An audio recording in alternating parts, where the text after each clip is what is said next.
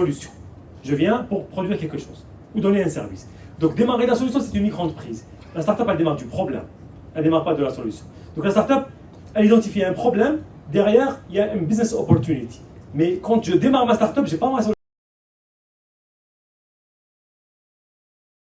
C'est sûr que j'ai un problème, si je le résous, je vais gagner beaucoup d'argent.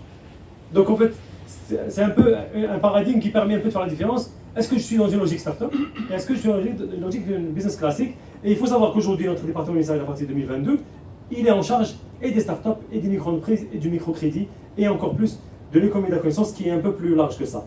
Donc en fait, revenons aux startups, j'ai essayé de résumer en quelques milestones, les étapes les plus importantes. Je ne sais pas s'il y a un point sur la liste.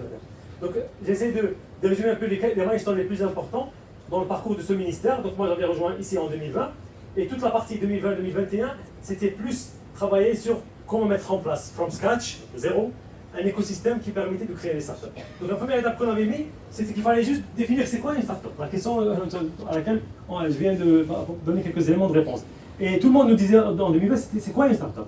Donc ce qu'on a fait c'est que, connaissant l'écosystème algérien à l'époque, une jeunesse, des centaines de milliers de diplômes d'université chaque année, une utilisation assez prononcée des technologies d'information et de connaissance, surtout chez la jeunesse, il faut savoir que avec tout ce qu'on dit par rapport à Internet en Algérie, nous avons le taux de pénétration de la 4G, l'un des plus hauts au monde. Donc nous avons Chab qui est trop attaché à son téléphone, et la jeunesse, elle est plus sur son téléphone qu'autre chose, donc il fallait utiliser cet avantage. Aujourd'hui, nous avons une population qui utilise énormément l'Internet, surtout avec l'avènement des smartphones, et donc ce qu'on a fait, c'est que, premier réflexe, lancer une plateforme. Donc, premier réflexe, définir c'est quoi une startup, et puis lancer une plateforme qui permet d'enregistrer tout ce qui se passe dans l'écosystème. Parce qu'il faut savoir que nous, on a été là en 2020, il y a des startups qui ont démarré bien avant 2020.